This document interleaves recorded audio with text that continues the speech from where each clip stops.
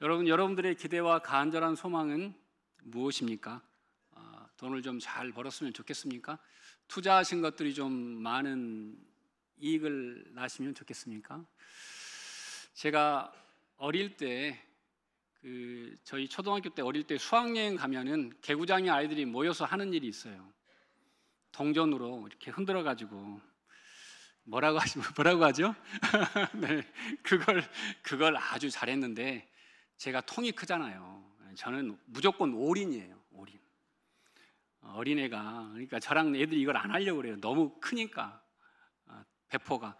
그래서 제가 초등학교를 지나고 중학교에 들어서 끄는 것 중에 하나가 도박이에요. 나는 이걸 하면 망하겠다. 이 성품이 이걸 하나 하면은 이렇게 하니까 절대 안 하겠다. 그래서 그 뒤로 한 번도 해본 적이 없어요. 그리고 게임도 제 컴퓨터나 제 모바일에 게임 어플을 깔아본 적이 지금까지 단 한 번도 없어요. 저는 게임 해본 게 예전에 오락실에서 갤러그 해본 게 마지막 게임이에요. 왜냐하면 제가 저를 너무 잘 알아요. 저는 한 번 하면 끝을 봐야 돼요. 그래서 아예 필요 없는 건 안 하게 된 거예요. 여러분, 우리 모두가 다 간절한 기대와 소망을 가지고 있는데요. 이 단계가 세 단계예요. 간절함의 단계가. 첫 번째는 욕망의 단계에 머물러 있는 사람들이 있어요. 이 간절함이 욕망에서 벗어나질 못해. 나이가 들어도 똑같아. 그런데 또 어떤 사람들은 이 생존의 문제로 간절한 게 평생을 가. 그리고 정말 우리가 필요한 간절함은 이 사명에 대한 간절함이 있는 거예요. 저도 어릴 때 보니까 이 욕망에 대한 간절함이 있었어요. 제가 좀 키가 작았거든요, 어릴 때. 그래서 좀 키가 좀 컸으면 좋겠다. 또 우리 친구들이 막, 여러분들은 잘 모르실 거예요. 50대는 알 거예요. 메이커 조다쉬 청바지 들어보셨어요? 조다쉬. 그때 당시에는 정말 명품이었어요. 그런 청바지, 뭐 나이키, 이런 거 한번 씌워놓으면 좋겠다. 또 아주 위급할 때 이민지에서 목숨이 경각에 달릴 어떤 위험한 순간에 하나님 좀 살려주시면 안 됩니까? 이 생존에 대한 간절함이 있었는데요. 이제 저도 이제 50대 중반에 접어들면서 조금 이제 철이 들면서 이제 욕망이나 어떤 생존에 대한 간절함은 많이 없어진 것 같아요. 지금은 뭐 하고 싶다, 뭐 되고 싶다 그런 게 없어요. 좀 빠른 친구들은 제 친구들이 노회장도 하는 친구들이 있는데 어떤 자리가 중요한 게 아니라 그 사람이 어떤 목사인가가 더 훨씬 중요하거든요. 그래서 저는 이제 자리는 별로 그렇게 크게 연연하지 않게 돼요. 그런데 이제 오늘 바울처럼 내가 정말 하나님 맡겨주신 사명에 대한 간절함이 있는가? 제가 광영중앙교회 부임하기 전에 정말 교회 사역하기를 간절하게 기도했거든요. 정말 오랫동안 많은 교회에 청빙에 지원하고 최종까지 가서 많이 떨어지고 하면서 정말 간절하게 하나님 저에게 사역지를 주십시오라고 기도하고 지금 제가 이 자리에 있잖아요. 그런데 그게 들어오고 교회에서 사역하는 게 중요한 게 아니라 나에게는 계속해서 하나님 맡겨주신 일에 대한 간절함으로 살고 있는가, 그런 부분을 늘 생각하게 됩니다. 오늘 본문에 나오는 이 간절함이라는 원래의 뜻은 새들이 배고프잖아요. 그럼 엄마가 사냥 갔다가 딱 돌아오면 어떻게 하죠? 새들이 둥지 밖으로 고개를 활짝 내밀고 입을 벌려가지고 엄마한테 먹이를 달라고, 그런 모습이에요. 그런 간절함을 이 단어에 담아놨습니다. 바울은 이런 간절함이 어디에 있었느냐면 감옥에서 이런 간절함이 있었대요. 여러분, 보통 우리가 감옥에 있으면은 뭐 탈출하거나 탈옥하거나 풀려나거나 이게 그 감옥에서의 간절함일 텐데 그 사람은 감옥에서조차도 자기를 위한 간절함은 없고 이곳에조차도 하나님의 뜻이 이루어지는 간절함이 있으면 좋겠다라고 우리에게 말씀하고 있죠. 자, 우리 19절 한번 같이 봉독하시겠습니다. 이것이 너희의 강구와 예수 그리스도의 성령의 도우심으로 나를 구원에 이르게 할 줄을 아는 거로. 자, 이것이 무엇이냐면 이것을 찾아서 쭉 성경을 따라오면 이것은 사도 바울이 지금 감옥에 있는 상황입니다. 그런데 이 감옥에 있는 상황이 두 가지를 함께하게 하는데, 하나는 성도들의 중보를 함께하고 또 하나는 성령의 도우심과 함께. 어디에서? 감옥 속에서. 그래서 그게 어디로 간다고요? 나의 탈옥이 아니라 모든 사람을 구원하는 데 그게 쓰인다라는 아주 멋진 고백입니다. 내가 지금은 갇혀 있지만, 갇혀 있음에 불구하고 갇혀 있는 그것이 사람들을 구원에 이르게 하고 나도 구원에 이르게 한다라고 고백하고 있는 것이죠. 제가 존경하는 신학자이자 목사님이신 디트리히 본 회퍼라는 목사님이 계신데요. 그분은 히틀러에게 충성하지 않고 하나님께 충성하다가 1945년 4월 9일 교수형으로 독일 목사가 독일 군부의 나치에 의해서 죽임을 당합니다. 그리고 3주 후에 히틀러가 죽어요. 3주만 버텼으면 자유를 만끽할 텐데, 아니요, 이분은 그 전에 미국에서 이분을 살리려고 너무 똑똑하고 너무 훌륭한 신학자라 미국에 있는 라인홀드 니버 같은 유명한 학자들이 그를 미국으로 초청했어요. 나치가 그렇게 못 가게 해도 미국에서 쟁쟁한 사람들이 초청하니까 보내줄 수밖에 없었어요. 미국에 왔어요. 그런데 이분이 어떻게 합니까? 이렇게 그가 나중에 그의 글에 이런 글을 남겼는데요. 나는 미국에 간 것이 실수였다는 결론에 이르렀다. 나는 우리 민족의 역사 중 이 어려운 시기에 우리의 형제들과 함께 살아야 했다. 내가 이 시련을 저들과 함께 나누지 못한다면 전후 독일의 기독교를 다시 세울 수 없다. 그래서 이분은 다시 독일로 돌아갑니다. 그리고 죽지요. 여러분, 어찌 보면 참 안타까운 인생입니다. 하지만 그의 삶을 통해서 많은 사람들이 나치에 충성하고 모든 독일 교회들이 히틀러를 찬양할 때에 이런 몇 명 살아있는 복음을 위해서 간절했던 이런 사람들의 행보로 인해서 전후에 독일 교회는 회복되어 갔습니다. 만약 이런 목사, 그리고 그런 교회, 그런 공동체, 그런 결단이 없었으면 독일 교회는 이런 뿐이었겠죠. 여러분, 오늘 본문에서도 사도 바울이 같은 고백을 하는데요. 13절 한번 보시죠. 자, 함께 봉독하겠습니다. 이러므로 나의 매임이 그리스도 안에서 모든 시대 안과 그 밖에 모든 사람에게 나타났으니. 네, 이 바울은 로마 시민권자입니다. 여러분, 로마 시민권자라는 것은 대단한 것입니다. 여러분, 미국 시민권자 요즘 어떨까요? 대단합니다. 미국 시민권자를 해적이나 또는 다른 테러 단체에서 포로로 끌고 가거나 죽이면 그 나라에 보복합니다. 바로 비행기와 특수부대가 떠서 보복하기 때문에 그런 선택을 하기가 무척 어렵습니다.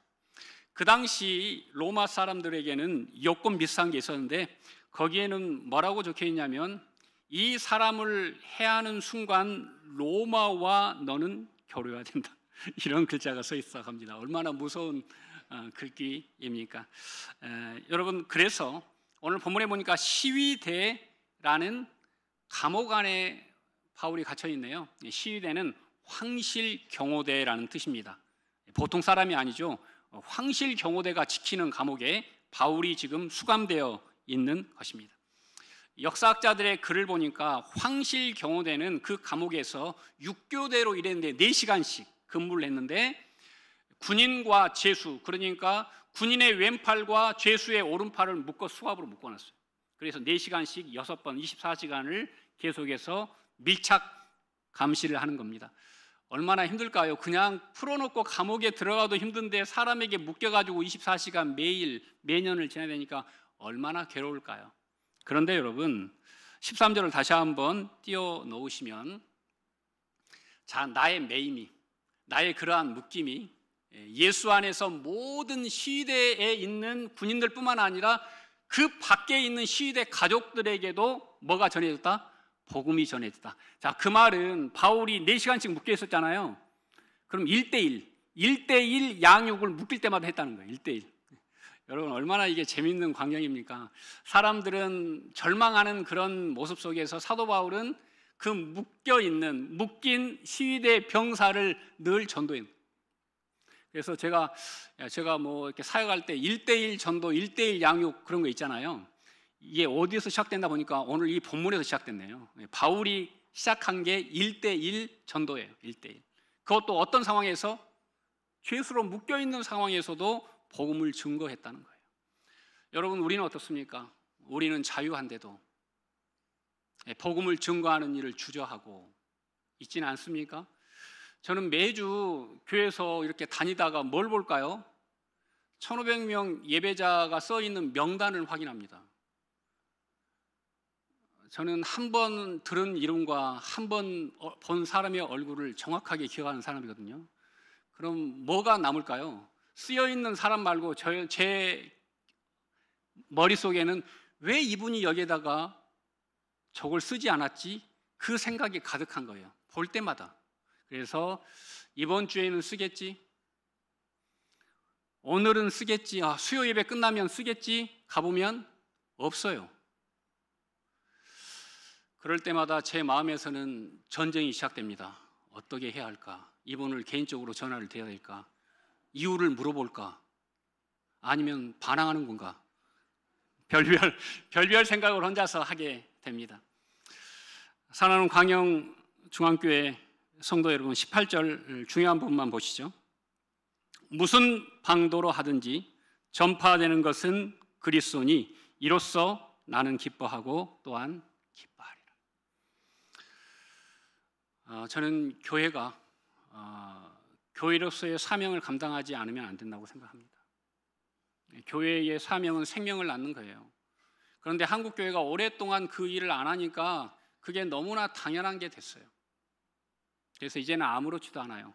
이제는 그걸 하자면 훨씬 더 새삼스럽게 느껴져요. 왜 우리 교회만 이런 걸 뭐 강요하지 이렇게 이야기를 하는 거예요. 여러분 복음이 강요입니까? 여러분은 강요받고 예수 믿습니까? 그러지 않지 않습니까? 그런데 우리가 어느 순간 이렇게 강팍한 심령이 되었다는 거예요. 그럴 때 우리는 어떻게 됩니까? 우리는 내 가슴을 치고 회개해야 됩니다. 그게 그리스도인입니다. 중심에 복음이 없으면 우리는 진정한 기쁨을 누릴 수 없기 때문입니다. 자, 19절 보시죠. 자, 함께 읽겠습니다. 이것이 너희의 강구와 예수 그리스도의 성령의 도우심으로 나를 구원에 이르게 할 줄을 아는 거로.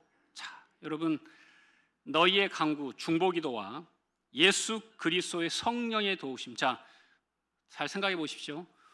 구원을 이루게 하는 게 두 가지의 연료가 필요한데 하나는 중보기도고 하나는 성령의 도우심이에요. 우리에게 중보가 있는가? 중보가 앞에 있어요. 이 중보하는 사람에게 뭐가 붙어요? 성령의 도우심이 붙는다는 말이죠. 그리고 이 두 개가 붙으면 뭐가 된다고요? 구원을 이루게 된다라고 성경은 우리에게 말씀하고 있습니다. 저는 우리 교회가 정말 감사한 게 이번 8월 15일 금요일 금요 철야 때 우리 교인이 몇 명 나왔을까요? 아니 몇 명은 좀 그렇고 평소보다 많이 나왔을까요? 적게 나왔을까요? 정답. 네. 뭐 연휴 황금 연휴이기도 하고 또 휴가의 막바지라 적을 줄 알았어요. 정말 적게 나오셨어요. 근데 제가 기도할 때 뭘 느꼈냐면 내가 이 교회 와서 이번 금요일처럼 뜨거운 기도는 처음인데라는 그런 느낌을 얻었어요. 기도 시간에. 와, 진짜 살아있구나 우리 교회가. 이게 숫자의 문제가 아닌 거예요, 여러분. 숫자가 많다고 교회가 뜨겁고 적다고 약하고 이게 아니구나. 와, 저는 금요일에 너무 좋았어요. 행복했어요. 집에 갈 때 너무 마음이 충만했어요. 우리는 늘 이런 기도, 그리고 기도하는 자리, 그리고 내가 어떻게 하면 하나님 제가 좀 기도할 사람을 좀 보여달라고 기도하는 사람이 있으면 좋겠어요. 자, 예를 들어서 데살로니가 후서 3장 1절 보시죠. 중요한 부분만 보시죠. 형제들아 너희는 우리를 위하여 기도하기를. 고린도 후서 1장 11절 너희도 우리를 위하여 간구함으로 도우라. 빌레몬서 1장 22절 너희 기도로 내가 너희에게 나아갈 수 있기를 바라노라. 로마서 15장 30절 너희 기도에 나와 힘을 같이하여 나를 위하여 하나님께 비라. 자, 이 모든 기도는 바울의 기도와 교회의 기도가 번갈아 왔다 갔다 합니다. 자, 그러면은 바울과 성도들에게 가장 많은 교류가 뭐예요? 기도예요. 기도입니다. 저도 새벽 예배 끝나면 이 앞자리에 앉아서 6시 넘어서까지는 앉아 있습니다. 그래서 우리 교구별로, 위원회별로, 부서별로 생각나는 사람들 그리고 기도해요. 아픈 분들 위해서 기도합니다. 왜요? 그게 우리가 해야 될 일이니까요. 우리 성도님들도 어떠십니까? 틈틈이 내 문제도 답답하지만 하나님이 기도하게 하시면 우리 교회를 위해서, 복음을 위해서, 나의 악함을 위해서 등등 우리는 기도할 게 정말 많아요. 존 맥스웰이라는 목사님이 이런 글을 남겼어요. 성공의 척도는 자신을 섬기는 사람의 숫자가 아니라 자신이 섬기는 사람의 수다. 이걸 기도로 바꾸면요, 진짜 성공한 그리스도인은 많은 기도를 받는 것보다 내가 더 많은 사람을 위해서 기도할 수 있는 사람, 그 사람이 정말 훌륭한 그리스도인이에요. 우리 특별히 오늘 여러분 우리 항존 직분자들 한번 생각해 보세요. 우리가 직분을 받을 때, 교육 받을 때 새벽 예배 숫자를 채워야 되고 예배 숫자를 채워야 되고 뭘 해야 되니까 다 그걸 채워서 여러분들 다 직분 받으셨습니다. 하지만 직분 받은 후에 그 약속을 지키고 사는 사람이 얼마나 있는가? 그걸 여러분 한번 생각해 봐야 합니다. 매일 나올 수 없습니다. 여러분은 뭐 저희 같은 교육자가 아니니까. 하지만 항존 직분자들은 한 달에 한 번, 일주일에 한 번 자기가 정한 시간을 지켜야 됩니다. 매일 나오라고 하지 않습니다. 하지만 그걸 하지 않고 교회를 위해서 뭔가를 비판하고 뭔가를 말할 자격은 없습니다. 그래서 우리는 늘 깨어 있어야 합니다. 예를 들어서 제가 제 목회의 본분을 제대로 하지 못하고 새벽 예배 펑크 내고 예배 때 결석하고 누가 부르면 다른 교회 가서 설교하고 그러면 여러분들은 저를 어떻게 보겠습니까? 아마 6개월 이상 두어 보지 않을걸요? 근데 저는 이 교회 와서 1년 이상 지켜본 분들이 많습니다. 근데 여전히 똑같습니다. 그러면서 할 말은 뒤에서 다 합니다. 이런 말이 목사가 하기 정말 어려운 말입니다. 그리고 동기들이나 선배들도 설교할 때 절대 이런 말 하지 말라고 합니다. 왜? 너는 그렇게 하면 교회 쫓겨난다. 그래서 제가 그랬습니다. 교회에서 쫓겨나고 사람이 쫓겨나는 게 문제냐? 하나님에게 쫓겨나지 않으면 된다. 저는 우리 교회가 정말 서로가 서로를 위해서 중보하고 정말 하나님 앞에 바르게 서 있는 우리 모두가 되시기를 간절히 소망합니다.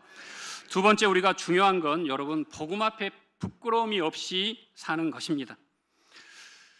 제가 브라질에 있어 보니까 브라질 사람들 너무 친절하고 너무 착해요. 그렇게 천상 착한 사람들이 없습니다. 뭐 상파울이나 히우데자네이루 뭐 시내에 있는 사람이나 마약 때문에 조금 문제가 있지 대부분의 사람들은 그렇게 착해요. 그런데 한 가지 좀 안타까움이 이 사람들이 부끄러움이 없어. 부끄러움이. 뭐 잘못을 해도 부끄러움이 전혀 없어. 물건을 훔치다 잡혀도 뭐 나 필요해서 가지고 왔는데 들켰네? 미안. 툭 던지고 가요. 웃기지도 않아요. 그리고 뭐 이제 한인들이 옷장사를 많이 하니까 옷을 뭐 10개를 시켰는데 20개 가져와. 그리고 10개라고 우겨. 그러다가 세.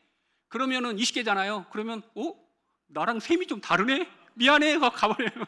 뭐 전혀 부끄러움이 없어요. 그래서 제가 이제 가만히 생각해 보니까 진짜 좀 이렇게 수준 있는 나라들 보면 사람들이 부끄러움을 알아요. 우리나라 선비들 어때요? 부끄러움을 알아요. 그래서 스스로 정말 이 치욕을 견디지 못해서 일제 그 나라를 국권을 빼앗기고 이럴 때 의로운 선비들은 이렇게 그런 선택을 하신 분도 있잖아요. 이게 부끄러움을 아는 거예요. 저는 정말 훌륭한 그리스도인은 부끄러움을 아는 사람이라고 생각합니다.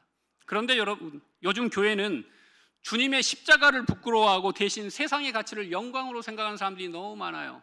목사도 마찬가지입니다. 그래서 저도 고민이 많습니다. 제발 김성현 끝까지 좀 그런 거 욕심부리지 말고, 자리 욕심부리지 말고, 뭐 이런 거 욕심부리지 말고 목회하기를 간구합니다. 여러분들도 많이 기도해 주시기를 부탁을 드립니다. 여러분, 좋은 목사는 부끄러움을 아는 목사예요.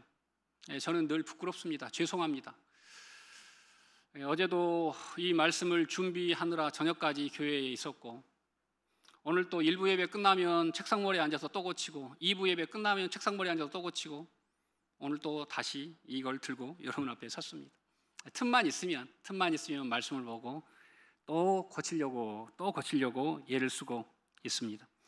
우리가 복음 앞에서 나의 게으름과 세상에 태업하는 모습을 볼 때마다 우리는 부끄러워해야 합니다. 그래서 좋은 교회는 부끄러움을 아는 교회입니다. 바라기는 우리의 삶이 십자가의 고난과 그리고 다른 많은 사람들을 살리는데 쓰이지 못함에 부끄러움을 깨닫는 우리 모두가 되시기를 간절히 소망합니다.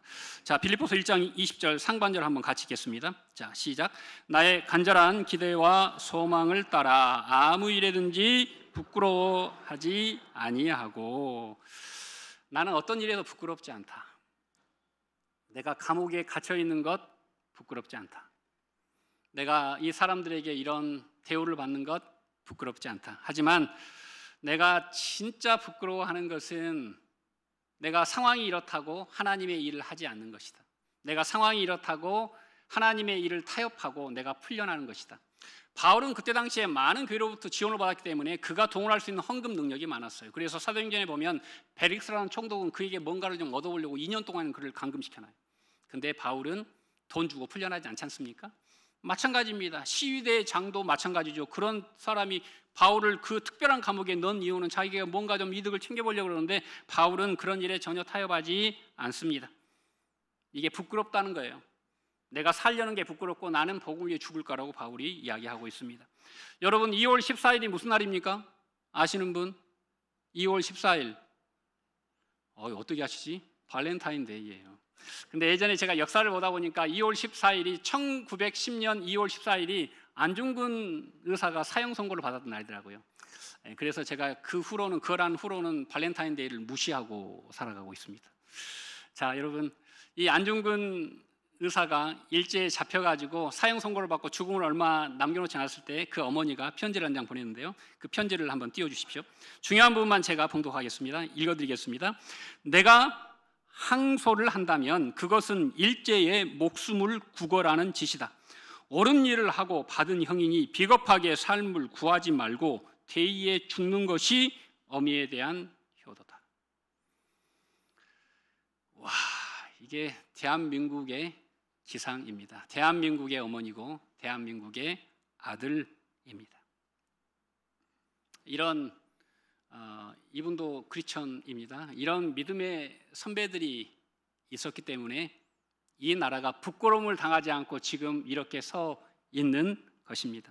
성경에는 사람이 부끄러움을 느끼는 두 가지 것이 나와 있는데 첫 번째는 죄가 있을 때 사람은 부끄러워합니다. 자, 두 번째로 자신의 사명을 감당하지 못할 때 부끄러워해야 합니다. 그런데 우리는 어떻습니까? 우리는 늘 하나님 앞에 떳떳할 때가 너무 많지 않습니까? 부끄러움을 우리는 많이 잃어버렸기 때문입니다. 사람이 사람답게 산다는 것은 쉬운 일이 아닙니다. 나라를 이끌어가는 정치가들이 정치가답게 살고, 목사가 목사답게 살고, 성도가 성도답게 살고, 학생이 학생답게 산다면 아마도 이 세상은 훨씬 더 아름다워질 것입니다. 바라기는 이 자리에 있는 우리 모두가 하나님 앞에, 우리의 이웃 앞에 부끄러움이 없는 삶이 되시기를 간절히 소망합니다. 자, 우리가 끝으로 좀 시간이 좀 많이 지났지만 빨리 마무리하도록 하겠습니다. 20절 하반절 보시죠. 자, 함께 읽겠습니다. 지금도 전과 같이 온전히 담대하여 살든지 죽든지 내 몸에서 그리스도가 존귀하게 되게 하려 함이니. 자, 바울의 마지막 간절한 소망은 내 몸에서라는 뜻은 내 전 존재에서라는 뜻이에요. 그리고 이걸 좀 더 쉽게 풀이하면 내 삶, 내 죽음을 포함해서 모든 나의 전 영역의 마지막 기착지가 어디라고요? 예수 그리스도다. 예수 그리스도의 복음이다. 그 일을 위해서 내 삶도 있는 것이고 내 죽음도 있는 것이다 라고 이야기하고 있습니다. 자, 바울은 그의 모든 삶 자체가 예수 그리스도를 가리키고 그의 모든 삶 자체가 복음을 위한 삶이라고 우리에게 말씀하고 있는 것입니다. 우리나라 종양내과 교수로 아주 유명한 허대석 교수님이 예전에 인터뷰한 내용을 제가 읽어보았는데요. 임종이 임박한 환자들에게 그가 마지막으로 이렇게 질문들을 꼭 했다고 합니다. 한 사람이 기억나는데 임종이 임박한 40대 유방암 환자에게 마지막으로 하고 싶은 일이 무엇인지 물었더니 그분이 뭐라고 대답했을까요? 설거지라고 대답했답니다. 설거지. 그는 아프기 전에 그냥 평범한 자기의 일상으로 돌아가고 싶은 거예요. 가족을 위해서 밥을 짓고 설거지하고 아이들을 돌봤던 그 시간, 그 자리로 돌아가기를 원한 거예요. 일상의 자리로 돌아가기를 원했대요. 대부분의 사람들은 물어보면 뭐 특별한 고공 스카이다이빙 번지 점프 이런 게 아니라 그냥 원래 삶의 자리로 돌아가고 싶어 했대요. 오늘 사도 바울은 우리에게 고백합니다. 내가 살든지 내 죽든지 내 일상의 모든 목표와 삶의 간절함은 예수께 있고, 그리고 모든 시간과 모든 물질과 나의 모든 은사는 사람을 살리는 데 쓸 것이다. 그것이 오늘 말씀의 중심 주제입니다. 여러분, 예수 믿고 사는 것은 내가 문제 해결받고 내가 은혜 받고 내가 매주 한 번 나와서 하나님 앞에 눈도장 찍는 일이 아닙니다.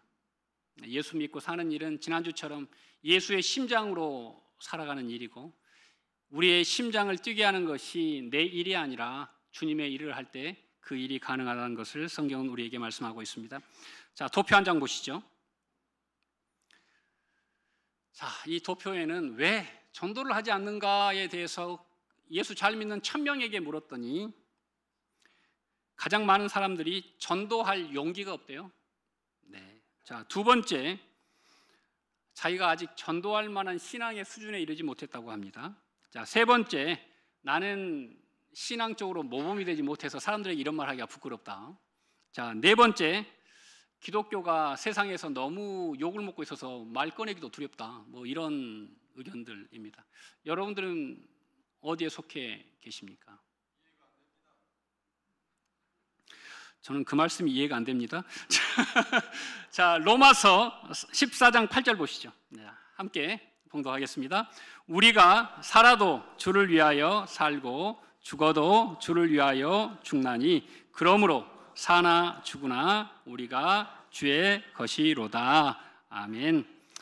예, 바울은 이런 기도를 하고 있는 겁니다. 하나님, 제가 사는 것 죽는 것 그게 중요한 게 아니죠. 제 삶은 이미 주님의 손안에 있습니다. 제가 감옥에서 풀려나 살든지 아니면 이 춥고 어두운 감옥에 있다가 참수되든지 그것도 중요한 게 아니죠. 하나님, 정말 중요한 건 저를 통해서 예수 그리스도가 나타나는 것이고 저와 관계를 맺고 있는 모든 사람들이 구원을 얻는 것입니다. 그거면 족합니다. 그래서 저는 제 인생의 모든 전 존재를 걸고 전도하는 삶을 살 것입니다라고 사도 바울이 우리에게 말씀하고 있는 것입니다. 여러분, 전도는 김성회 목사가 갑자기 광영중앙교회 부임해서 시작하는 어떤 행사나 이벤트가 아닙니다. 원래 교회가 평소에 일상적으로 꾸준히 누구나 해야 할 일이었습니다. 하지만 그 일을 우리는 잃어버리고 살았던 거예요. 그리고 이제 그 일을 우리가 다시 회복하는 것입니다. 그 일을 기쁨으로 기꺼이 간절하게 회복하는 우리 모두가 되시기를 간절히 축원드립니다. 기도하시겠습니다. 사랑과 은혜가 충만하신 하나님, 감사합니다. 오늘 사도 바울은 내게 사는 것이 그리스도이니 죽는 것도 유익하다. 지금 죽어도 여한이 없다. 나는 남는 장사를 했다라고 우리에게 고백하고 있습니다. 왜냐하면 그의 삶도 죽음도 한 방향, 살림의 방향, 생명의 방향, 복음의 방향이었기 때문입니다. 하나님, 우리가 이 땅을 살아가면서 너무 많은 세상 것에 함몰되어 버리고 치여버리고 눌려버려서 진정해야 될 것을 하지 못하고 살아갈 때가 많습니다. 이제 나에게 남은 시간이 얼마 남지 않았습니다. 사도 바울도 자신의 시간이 얼마 남지 않은 것을 알게 되었습니다. 그래서 더 간절해졌습니다. 하나님, 우리에게 거룩한 간절함을 회복시켜 주시옵소서. 예수님 이름으로 간절히 기도드립니다.